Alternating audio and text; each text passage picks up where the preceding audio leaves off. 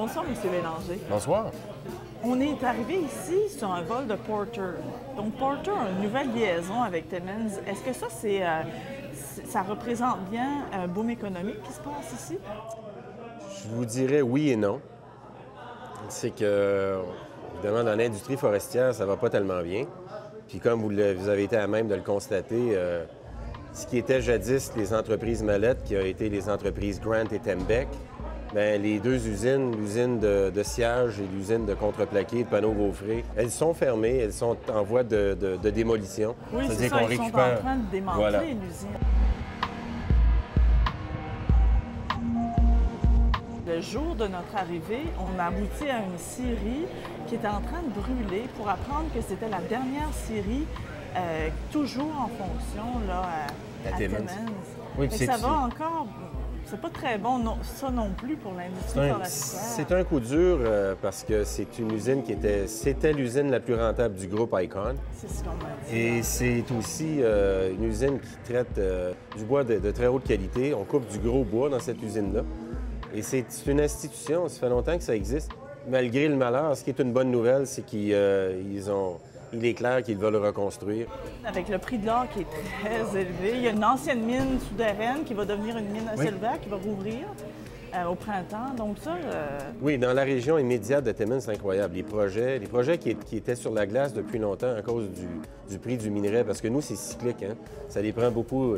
Ça dépend de la force, de la vigueur de l'économie, de la demande de l'industrie manufacturière. Donc ça varie. Et là, parce que l'économie va pas bien, l'or est une valeur refuge. Et là, il y a tout plein de projets qui n'étaient pas rentables à 300-400 $ l'once, mais à 1 700 $, ils le sont. Ça, c'est ce qui nous sauve. Parlons de la francophonie à Timmins. Il y a quand même 40 % de francophones à Timmins. C'est une population d'environ 19 000 dans la région immédiate. Si vous regardez les petites villes qui sont desservies par Timmins, là, on monte pas loin de 25-30 000. Comment ils sont, les francophones ici? Est-ce qu'ils demandent des services en français? Vous savez, être francophone à Timmins, c'est pas facile. J'ai été éduqué à Hearst. J'ai passé une bonne partie de mon enfance là, de mon adolescence aussi. C'est facile d'être francophone à Hearst.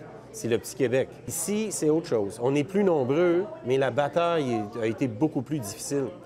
Il y avait un îlot très fier et très solide parce que les entreprises Mallette, on a tous passé en français dans les entreprises Mallette. Mais ailleurs, dans le secteur minier, évidemment, la langue de travail, c'est l'anglais.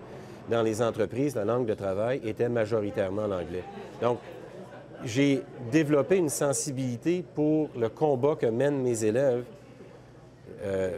pour être francophone à Timmins. Parce que, OK, dans beaucoup de cas, le français, c'est la langue parlée à la maison, à l'école, mais dans la communauté, dans le centre culturel, oui, dans des activités, oui, mais dans les opérations, c'est difficile. Ce qui est important aussi à Timmins depuis les dernières années, c'est qu'on a une résurgence au niveau des médias, les médias locaux. On a un véritable journal francophone, qui n'est pas une créature du Daily Press. On a maintenant aussi Paul Lefebvre a fait un travail extraordinaire. Il est redevenu acquéreur de la station de radio francophone ici qui avait été créée par Conrad Lavigne, qui a été un phare de la francophonie longtemps. Ça aussi, c'est très important parce que si on n'existe pas dans les médias, dans le monde dans lequel on vit, on n'existe pas. On a fait un virage important, c'est qu'on ne dénigre plus ce qu'on offre maintenant à l'école en fonction des types d'intelligence et des habiletés de nos élèves. C'est beaucoup plus, un éventail beaucoup plus large. Et là, on ne fait plus les erreurs qu'on a faites dans le passé.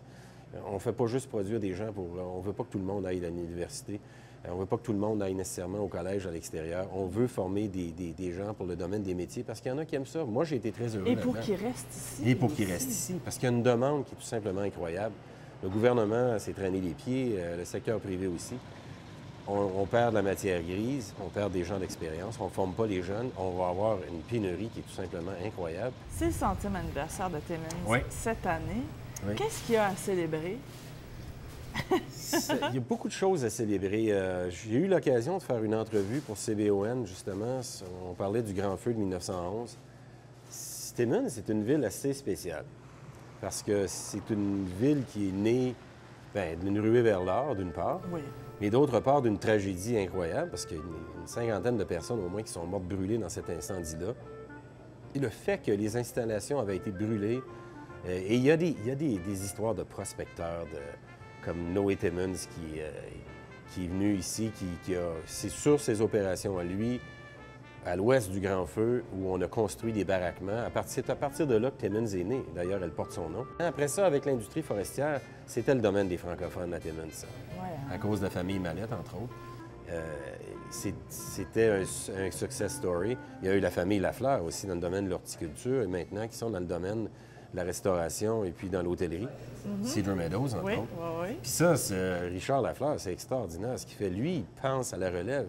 Cette entreprise-là va être gérée par ses filles. Il n'a que des filles. Et elles sont formées dans chacun des domaines, que ce soit en gestion, en restauration ou au niveau des massage, spa et services corporels, etc. Lui, il a développé cette entreprise-là pour ses filles. Et ça, c'est un modèle à imiter et à suivre. Et il est allé chercher un chef dernièrement, quelqu'un qui a fait le tour du monde, qui était né à Madison, qui fait un travail extraordinaire. Il est vraiment excellent. Fait qu'il y a une bonne table. Voilà, il y a une bonne table. Oui, oui, oui, oui. Vous y allez de temps en temps? Ah, ben oui. Il le faut. Il faut bien que le corps exulte, comme disait Jacques Brel. Merci beaucoup. Ça m'a fait plaisir de vous parler. Ça a été un plaisir.